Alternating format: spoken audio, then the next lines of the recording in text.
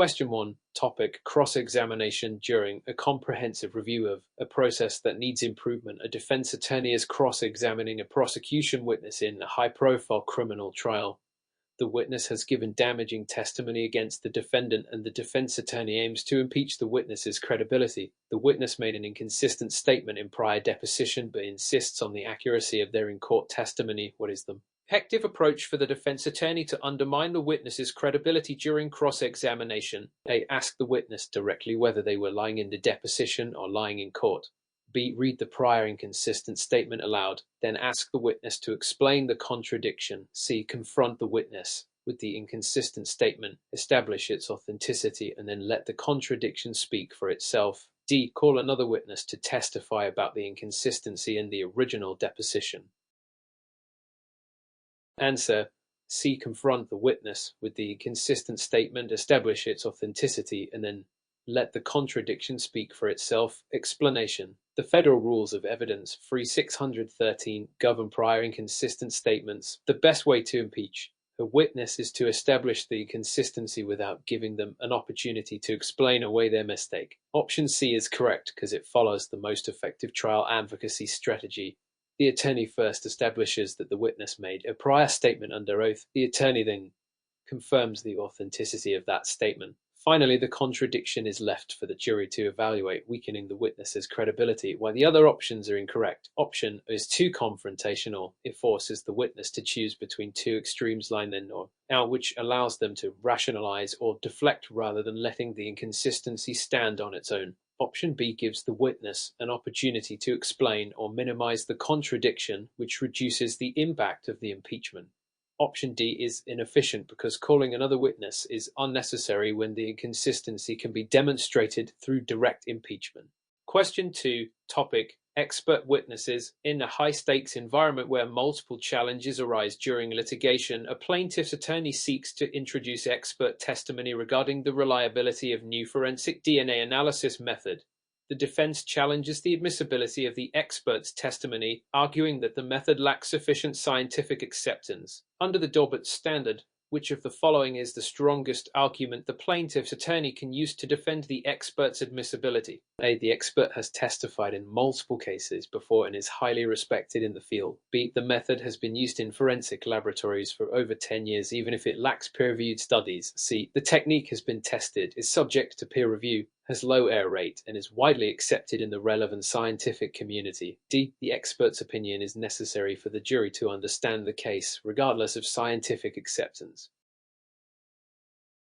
Answer: C. The technique has been tested, is subject to peer review, has a low error rate, and is widely accepted in the relevant scientific community. Explanation: the admissibility of expert testimony in federal courts is governed by Daubert v. Merrill Dow Pharmaceuticals, Inc., 1993, which established criteria for evaluating scientific evidence. Under 3702, the expert's testimony must be based on reliable principles and methods. The Daubert standard considers whether the theory or technique has been tested, whether it has been subject to peer review and publication, its known or potential error rate, the existence and maintenance of standards, whether it has widespread acceptance in the relevant scientific community. While the other options are incorrect, option focuses only on the expert's but does not establish the reliability of the scientific method.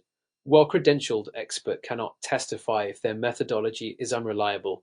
Option B incorrectly assumes that longevity of use equates to scientific validity.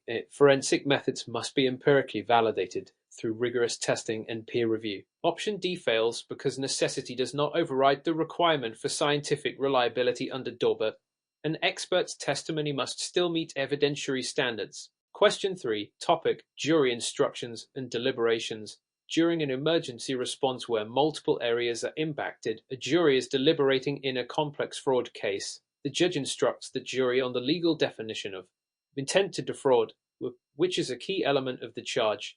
However, after several hours of deliberation, the jury sends a note asking for clarification on the burden of proof regarding intent. The prosecution argues that intent should be inferred based on circumstantial evidence, while the defense insists that direct evidence of intent is required. What is the most appropriate judicial response under legal standards? A. Instruct the jury that circumstantial evidence alone is insufficient to establish intent to defraud.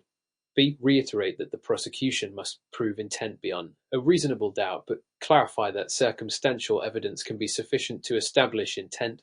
C. Allow the attorneys for both sides to argue their interpretations of intent once more in front of the jury. D. Decline to answer the jury's question and instruct them to rely on collective interpretation of the instructions. Answer B. Reiterate that the prosecution must prove intent beyond a reasonable doubt, but clarify that circumstantial evidence can be sufficient to establish intent. Explanation. Under U.S. criminal law, intent to defraud does not require direct evidence. It can be inferred from circumstantial evidence. The model jury instructions and federal case law establish that intent is often proven through indirect evidence, including a pattern of deceptive conduct, the defendant's financial gain from fraudulent acts, attempts to conceal fraudulent activity, while the other options are incorrect. Option is incorrect because circumstantial evidence is sufficient to prove intent. Courts have consistently ruled that juries may infer intent from defendants' actions. Option C is incorrect because jury instructions are the judge's responsibility. Allowing further attorney arguments can mislead or confuse the jury. Option D is incorrect because it fails to clarify the legal standard. Judges must respond to legitimate jury questions with legally accurate guidance. Question 4. During a major transformation where existing methods are being overhauled, an attorney is preparing for a high-profile trial involving complex forensic evidence. The prosecution intends to introduce expert testimony regarding DNA analysis to establish the defendant's presence at the crime scene. The defense, however, challenges the admissibility of the forensic evidence, arguing that the testing methods used do not meet the standards, or under the Daubert standard. Given this scenario, what is the most effective strategy for the defense to exclude the expert testimony? A. File motion in limine requesting the court to exclude the expert testimony before the trial begins. B. Wait until trial and object during direct examination of the expert witness, challenging the methodology used. C. Impeach the expert witness during cross-examination by questioning their qualifications and potential bias. D. Allow the expert testimony but argue to the jury that the methodology used was flawed and unreliable. Answer. A. File a motion in limine requesting the court to exclude the expert testimony before the trial begins. Explanation. The Daubert standard derived from Daubert v. Merrill Dow Pharmaceuticals, Inc. 1993 requires that expert testimony be based on reliable methodology and scientific principles. If the defense believes the forensic methods do not meet these standards, the most effective way to exclude the testimony is to file a motion in limine before the trial begins. This motion allows the judge to assess whether the expert's testimony meets the necessary legal and scientific thresholds under the Federal Rules of Evidence, Free 702. Why not B? Waiting until trial to object is risky because the judge may allow the testimony if it appears relevant at the moment. Raising admissibility issues pre-trial is more strategic. Why not C? While cross-examining an expert can weaken their credibility, it does not prevent the jury from hearing the evidence in the first place. Why not D?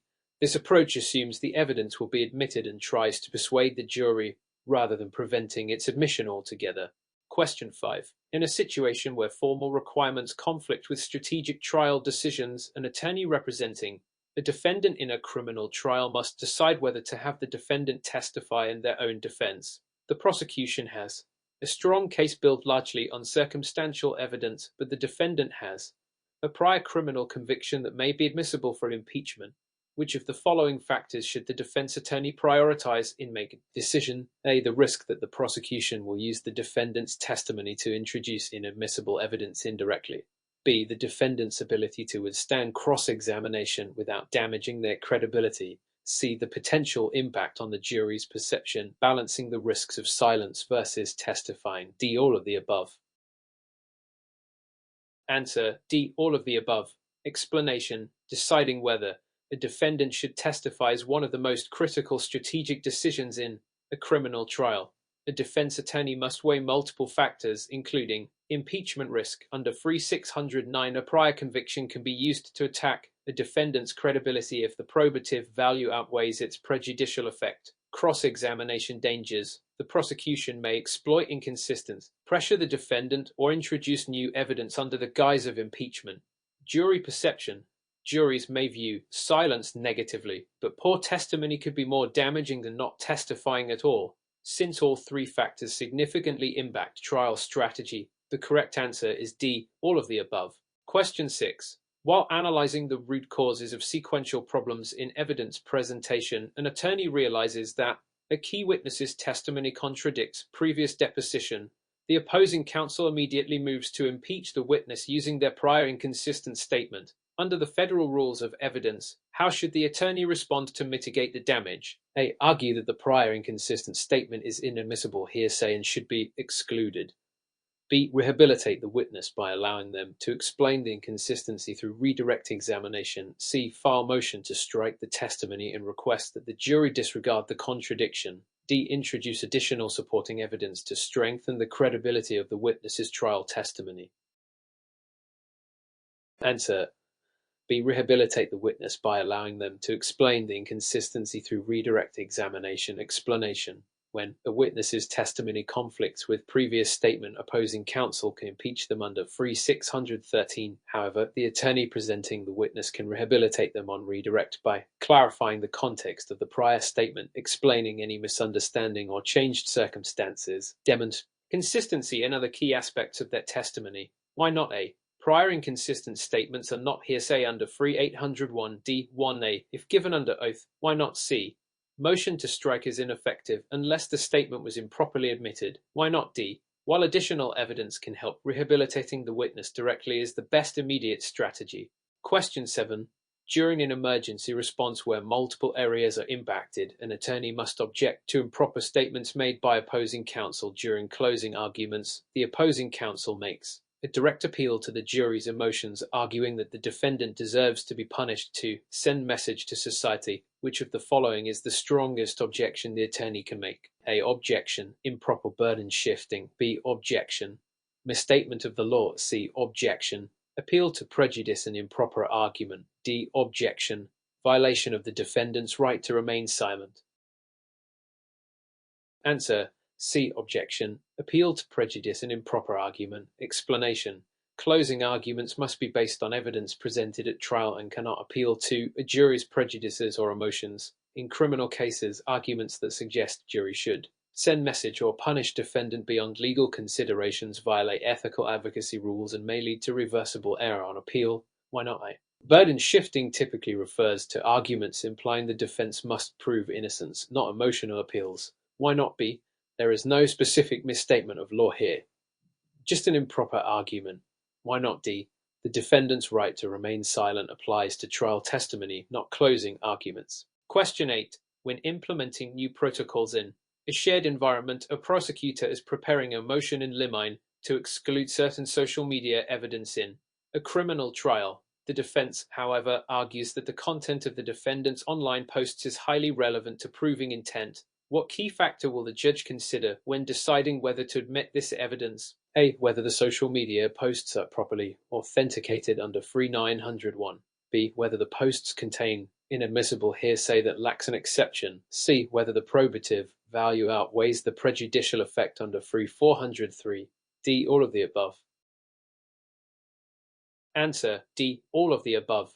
Explanation. The admissibility of social media evidence depends on several factors. Authentication 3901. The prosecution must prove that the defendant authored the posts. Hearsay concerns 3801. If the posts contain out-of-court statements, they must fit a hearsay exception.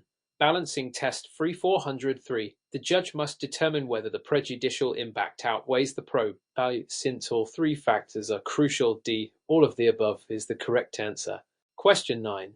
During a major transformation where existing methods are being overhauled, an attorney handling a civil litigation case must decide how to present a key expert witness. The opposing party has already indicated they will challenge the witness's qualifications under the Daubert standard. What is the best course of action to ensure the expert's testimony is admitted? A. Submit an affidavit from the expert detailing their qualifications and methodology before trial.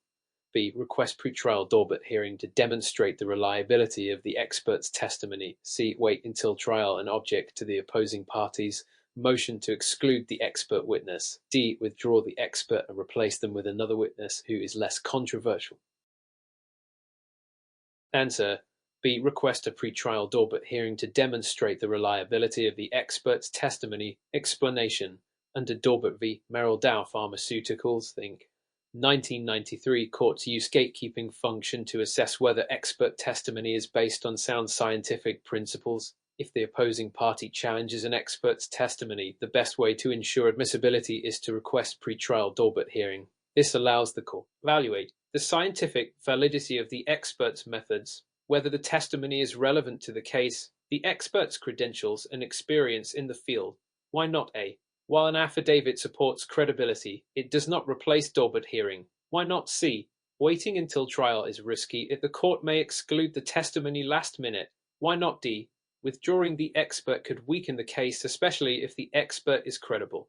Question 10. In a situation where formal requirements conflict with strategic trial decisions, an attorney must determine whether to request a bench trial instead of a jury trial. The case involves complex contractual disputes and technical financial analysis. Which factor should weigh most heavily in this decision? A. Whether the judge is more likely to understand the technical financial analysis than a jury.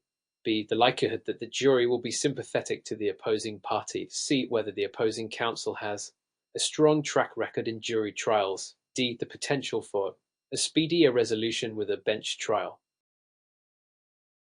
Answer A. Whether the judge is more likely to understand the technical financial analysis than a jury. Explanation. In cases involving highly technical or specialized knowledge, a bench trial where the judge decides the verdict may be preferable because judges have legal expertise and may be better equipped to understand complex contracts. Juries may struggle with dense financial analysis and be influenced by emotion rather than facts. Why not B? Jury sympathy is important, but not as crucial as ensuring comprehension of key evidence. Why not C? While opposing counsel's strengths matter, they should not dictate trial strategy. Why not D? While bench trials are often faster, accuracy and understanding outweigh speed. Question 11. While analyzing the root causes of sequential problems in evidence presentation, an attorney realizes that a key eyewitness's testimony may be unreliable due to poor memory recall. Which legal principle governs the reliability of eyewitness testimony in court? A. The best evidence rule under 1002. B. The totality of the circumstances test from Neal v. Biggers. C. The hearsay rule under 3802. D. The Brady rule from Brady v. Maryland.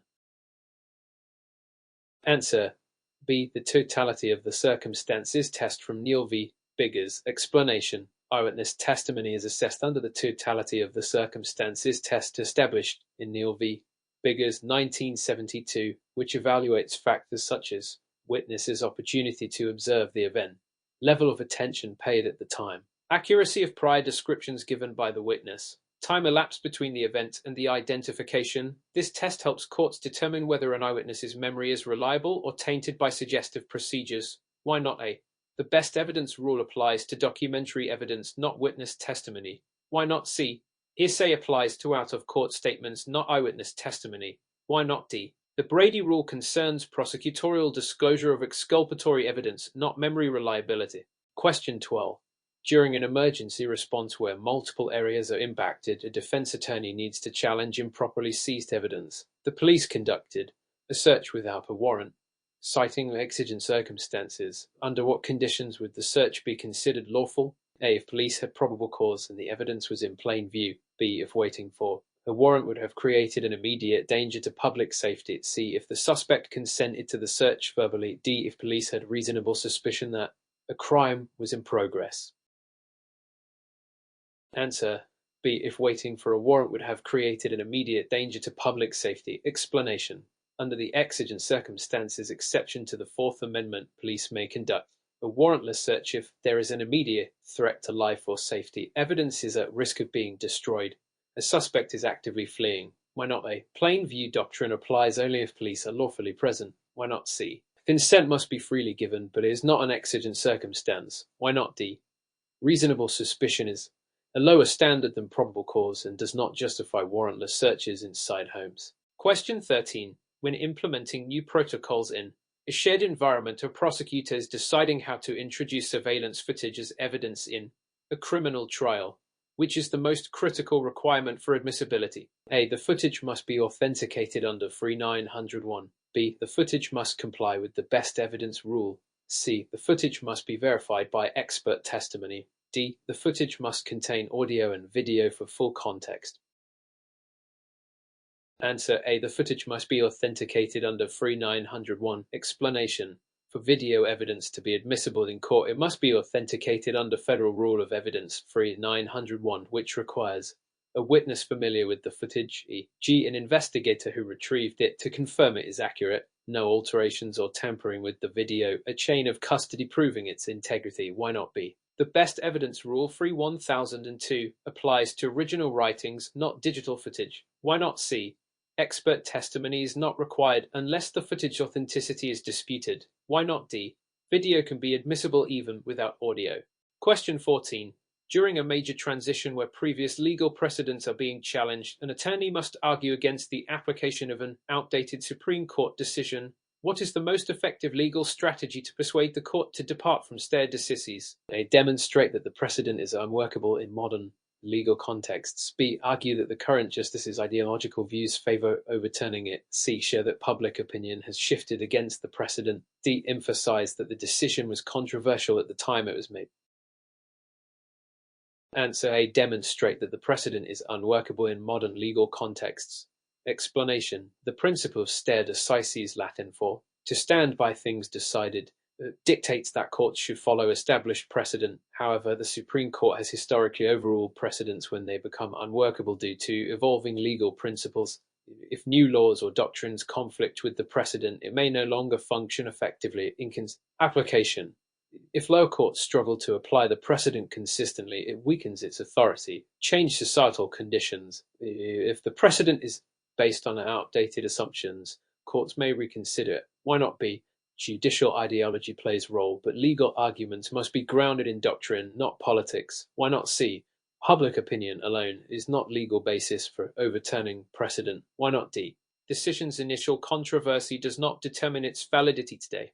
Question 15. While analyzing the root causes of sequential problems in statutory interpretation, a judge must decide whether to apply the plain meaning rule or consider legislative intent. When should legislative history be consulted in statutory interpretation? A. Only when the statute is ambiguous and cannot be understood from its text alone. B. Always, because it provides valuable insight into legislative reasoning. C. Never, because courts should focus solely on the statute's language. D. Only when the legislative history supports the desired interpretation.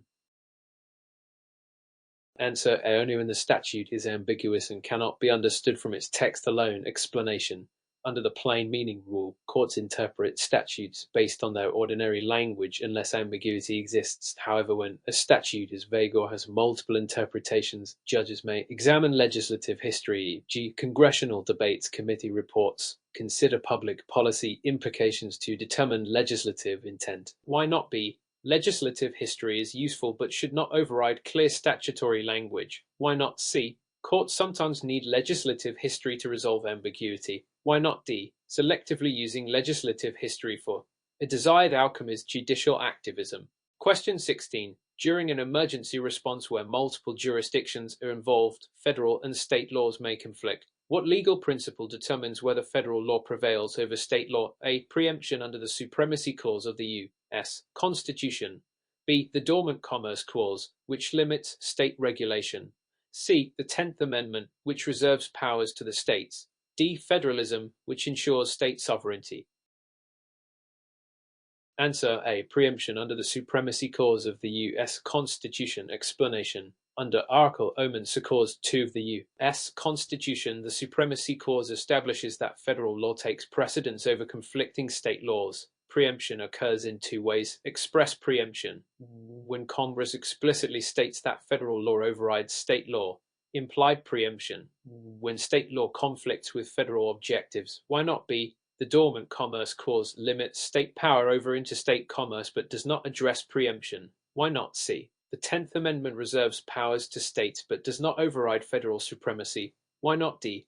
Federalism recognizes state sovereignty, but it does not override preemption. Question 17. When implementing new protocols in a shared environment, an administrative agency must decide whether to issue a rule through notice and comment rulemaking or adjudication.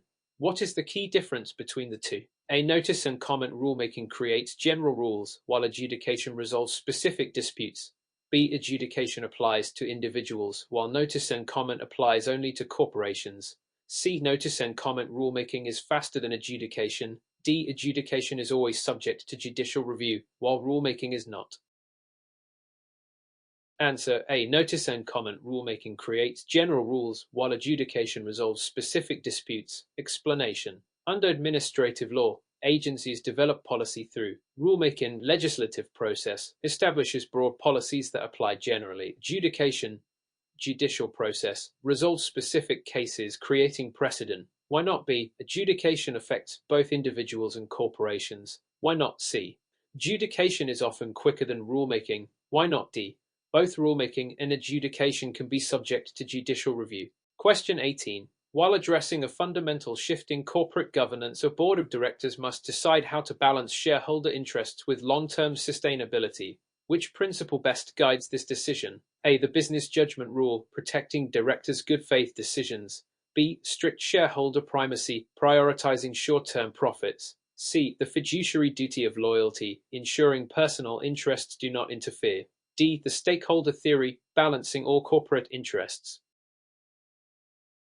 Answer A. The business judgment rule, protecting directors' good faith decisions. Explanation. The business judgment rule protects corporate directors from liability if they act in good faith and with due diligence, make informed decisions based on reasonable evidence, prioritize long-term corporate success over immediate profits. Why not B? Strict shareholder primacy ignores broader corporate responsibilities. Why not C? Fiduciary duty applies but is more relevant to conflicts of interest. Why not D? Stakeholder theory is a broader concept but not a legal rule. Question 19. When evaluating liability for environmental contamination, the court must determine whether a company is responsible for cleanup costs under CERCLA.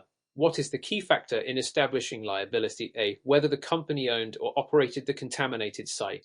B. Whether the company was aware of the contamination. C. Whether the company profited from the pollution. D. Whether the contamination violated local regulations. Answer A. Whether the company owned or operated the contaminated site. Explanation. Under the Comprehensive Environmental Response, Compensation and Liability Act, CERCLA, liability is based on ownership or operation of a hazardous site, arranging for disposal of hazardous waste, transporting waste to a contaminated location. Why not B? Awareness is not necessary for liability under CERCLA. Why not C? Profit is irrelevant. Even non-profitable companies can be liable. Why not D? Federal law, CERCLA, governs liability, not local regulations. Question 20. In a large organization where multiple departments need to coordinate, a defense attorney is cross-examining key prosecution witness in high-profile fraud trial. The witness previously provided deposition statement that conflicts with their in-court testimony regarding the timeline of financial transactions. The attorney seeks to use this prior inconsistent statement to impeach the witness's credibility effectively. Which approach best achieves this goal under federal rules of evidence? A. Ask the witness directly if they recall making the inconsistent statement, and if not, refresh their memory using transcript. B. Confront the witness with the deposition transcript, establish its authenticity, and highlight the discrepancy for the jury's consideration. C. Introduce the transcript as substantive evidence to prove the timeline without further questioning. D. Call an independent expert to testify regarding typical timelines in similar cases. Indirectly challenge the witness's version. Answer. B. Confront the witness with the deposition transcript, establish its authenticity, and highlight the discrepancy for the jury's consideration. Explanation. Under 3613, prior inconsistent statement given under oath may be used to impeach witnesses' credibility. The most effective strategy is to directly confront the witness with the authenticated transcript so that the jury sees the clear discrepancy. This method avoids giving the witness opportunity to offer an explanation that might mitigate the impact. Option is less effective because merely asking may allow the witness to rationalize the inconsistency rather than having the transcript's clarity stand on its own. Option C is problematic since deposition transcripts generally are not admissible for proving the truth of the matter asserted. They serve only for impeachment purposes. Option D diverts attention from the direct contradiction and does not address the inconsistency itself. Question 21. During a critical transition period where existing processes are being revised, a prosecutor in a criminal trial seeks to introduce expert testimony on a new forensic technology. The defense contends that the expert's methodology does not meet the criteria established under Daubert. Which of the following is the most persuasive argument the prosecutor can make to establish the expert's admissibility? A. The expert has extensive field experience and prior testimony in similar cases. B. The forensic method has been extensively tested, peer-reviewed, and is widely accepted in the scientific community. C. The expert's credentials include several advanced degrees in related field. D. The method is new but has been rapidly adopted by several laboratories nationwide. Answer: B. The forensic method has been extensively tested, peer-reviewed, and is widely accepted in the scientific community. Explanation: the Daubert standard, as interpreted in Daubert v. Merrill Dow Pharmaceuticals, Inc., 1993, requires that expert testimony be based on scientifically valid principles. Key factors include testing, peer review, known error rates, and general acceptance. Option A focuses on credentials and experience, but the reliability of the methodology is paramount. Option C emphasizes academic credentials without addressing the scientific validity of the method. Option D notes rapid adoption but does not guarantee that the method has undergone the rigorous testing required under Daubert, thus emphasizing extensive testing, peer review, and general acceptance. Option B is the strongest basis for admissibility. Question 22. When dealing with a complex system that shows occasional discrepancies in evidence handling, a defense attorney discovers that a critical piece of documentary evidence was produced without a proper chain of custody. Which of the following is the most effective argument to challenge its admissibility under the best evidence rule? A. The document is unreliable because its authenticity cannot be established due to gaps in the chain of custody. B. The document should be excluded as it violates the hearsay rule. C. The document is inadmissible because the opposing party did not supplement the discovery materials. D. The document should be admitted only if corroborated by multiple witness testimonies. Answer A. The document is unreliable because its authenticity cannot be established due to gaps in the chain of custody. Explanation: the best evidence rule 3-1002 requires the original document or a reliable duplicate to be presented unless its authenticity can be properly established. A proper chain of custody is essential to ensure that the document has not been altered. Option B is off target because the hearsay rule is not the primary issue with documentary evidence. Rather, it's about authenticity. Option C is incorrect because failure to supplement discovery does not directly relate to the chain of custody. Option D may provide context but does not address the core issue of authenticity. Therefore, pointing out the gaps in the chain of custody, option A is the best way to argue for the document's exclusion. Question 23. In a high-stakes environment where multiple challenges arise during jury deliberations, a judge instructs the jury regarding the proper consideration of circumstantial evidence in proving mens rea.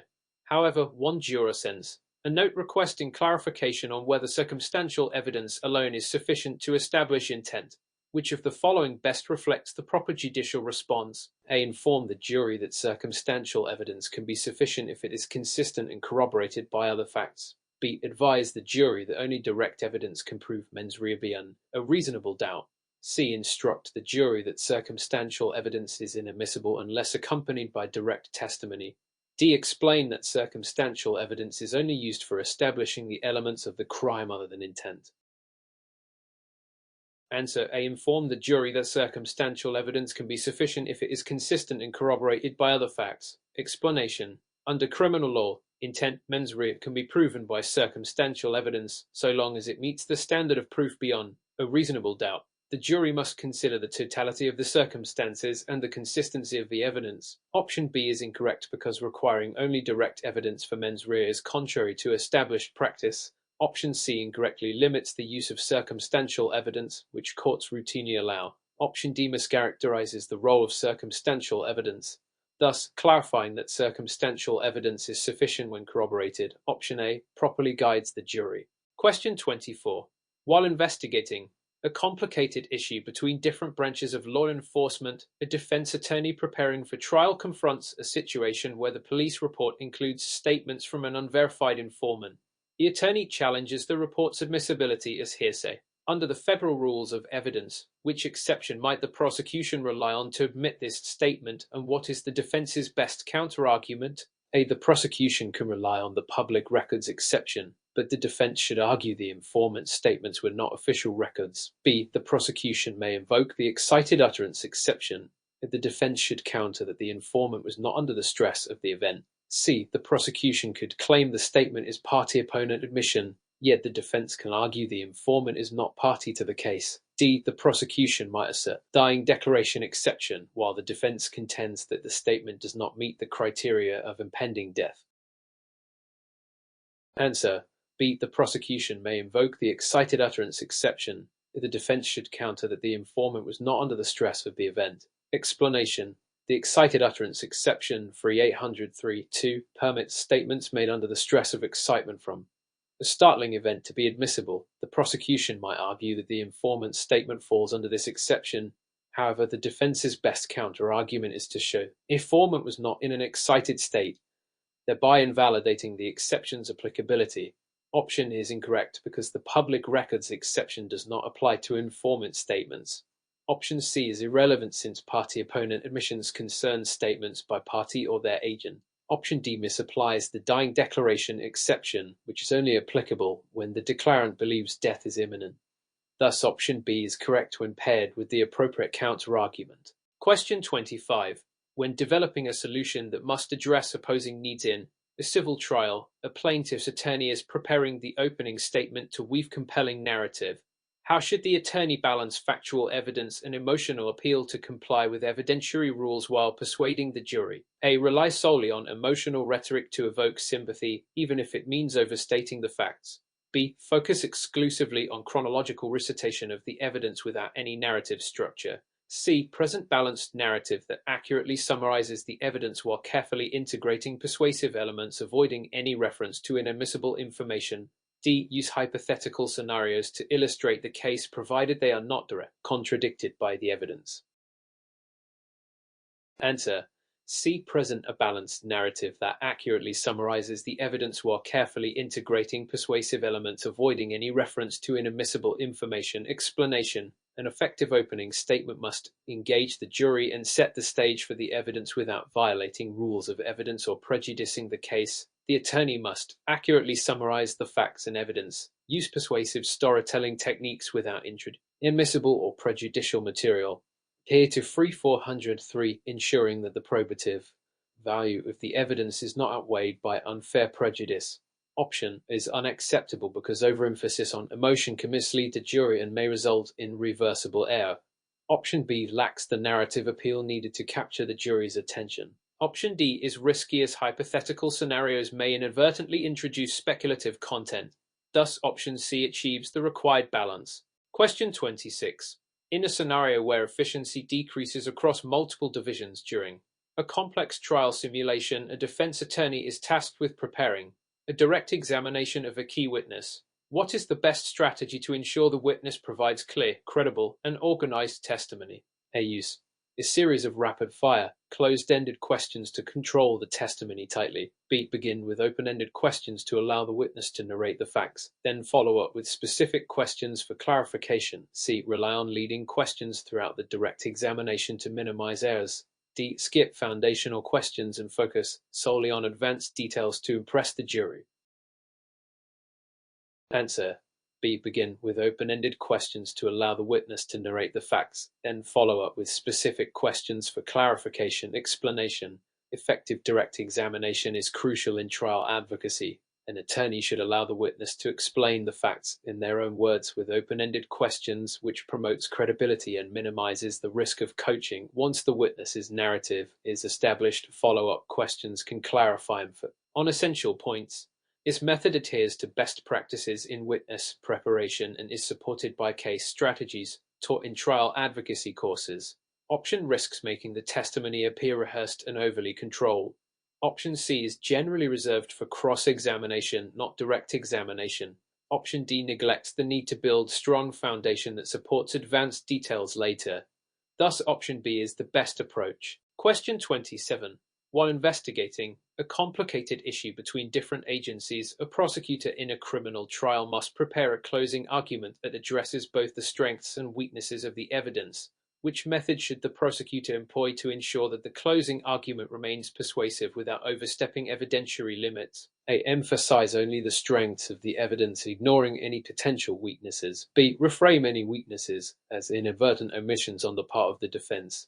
C. Address both strengths and weaknesses candidly while arguing that the overall evidence establishes guilt beyond a reasonable doubt. D. Introduce new evidence during the closing argument to compensate for any deficiencies in the case. Answer. C. Address both strengths and weaknesses candidly while arguing that the overall evidence establishes guilt beyond a reasonable doubt. Explanation. The persuasive closing argument must be both honest and strategic. The prosecutor should acknowledge any weaknesses, but then show how the collective evidence still meets the high standard of proof required in criminal trials. This balanced approach respects 403 and avoids the introduction of inadmissible evidence. Option is risky because ignoring weaknesses may lead the jury to suspect concealment. Option B can come across as disingenuous and may backfire if the defense highlights these omissions. Option D is impermissible as new evidence cannot be introduced during closing arguments. Thus, option C best meets legal and ethical standards in closing arguments. Question 28. When implementing backup procedures across various divisions, a defense attorney in a civil trial is tasked with preparing a motion to strike certain testimony. The attorney believes that portions of the testimony include inflammatory statements not supported by the evidence. Which rule of evidence should be cited, and what is the appropriate basis for the motion? A. Rely on 403 to argue that the prejudicial effect of the testimony substantially outweighs its probative value. B. Cite 802 to claim that the testimony is inadmissible hearsay. C. Invoke the best evidence rule because the testimony contradicts existing documentary evidence. D. Use 401 to argue that the testimony lacks any relevance to the case. Answer A. Rely on 403 to argue that the prejudicial effect of the testimony substantially outweighs its probative value. Explanation. 403 allows a court to exclude evidence if its prejudicial effect substantially outweighs its probative value. When testimony includes inflammatory or misleading statements that may unduly sway the jury, a motion to strike based on 403 is appropriate. Option B is not applicable unless the testimony is hearsay. Option C addresses documentary evidence and is not directly related to testimony. Option D is inappropriate because the issue is not the lack of relevance, but rather the risk of unfair prejudice. Thus, option is the strongest basis for the motion. Question 29. During the introduction of new methods where coordination among different legal teams is critical, a prosecutor is preparing to use demonstrative evidence to illustrate complex timelines in a fraud case. What are the key requirements for such demonstrative evidence to be admissible under the federal rules of evidence? A. The demonstrative evidence must be an exact replica of the original documents and be submitted without any modifications. B. The evidence must be properly authenticated, relevant, and not unduly prejudicial compared to its probative value. C. The evidence must be verbally described by the witness and does not require physical presentation in court. D. The evidence is automatically admissible if it helps the jury understand it, regardless of its source. Answer. B. The evidence must be properly authenticated, relevant, and not unduly prejudicial compared to its probative value. Explanation. For demonstrative evidence, such as timelines, charts, or graphics, to be admissible, it must meet several conditions. Authentication. 901. There must be evidence that the demonstrative material accurately represents what it purports to depict. Relevance. It must help clarify the fact issues. Balancing test 403. Its probative value must not be substantially outweighed by the risk of unfair prejudice or confusion. Option is too rigid. Exact replication is not always necessary if the material is accurate. Option C misrepresents the role of demonstrative evidence, which typically involves visual aids. Option D ignores the necessity of meeting authentication and balancing requirements. Thus, option B is correct. Question 30. When developing a solution that must address opposing needs in a complex civil trial involving multiple expert testimonies, a defense attorney is preparing to challenge the credibility of one expert. The expert's methodology has been widely debated in academic circles. What is the most effective approach to discredit the expert's testimony? A. Focus on the expert's lack of courtroom experience and argue that their opinions are purely theoretical. B. Present scholarly articles and scientific studies that critique the methodology, thereby questioning its reliability and applicability. C. Argue that the expert's credentials are inferior to those of other experts in the field without addressing the methodology itself. D. Emphasize that the expert's opinions conflict with the common practices observed in similar cases, regardless of the underlying science. Answer: B. Present scholarly articles and scientific studies that critique the methodology, thereby questioning its reliability and applicability. Explanation: when challenging expert testimony, particularly regarding a debatable methodology, the most compelling strategy is to rely on peer-reviewed literature and scholarly critiques. This approach directly addresses the scientific underpinnings of the expert's opinion and aligns with the criteria set forth. 3702 and the Daubert Standard option diverts from the substantive issue. The methodology, option C, ignores the core scientific issues by focusing solely on credentials. Option D may be persuasive but is less effective than presenting concrete academic challenges to the methodology. Thus, option B provides robust evidence-based argument to undermine the expert's testimony.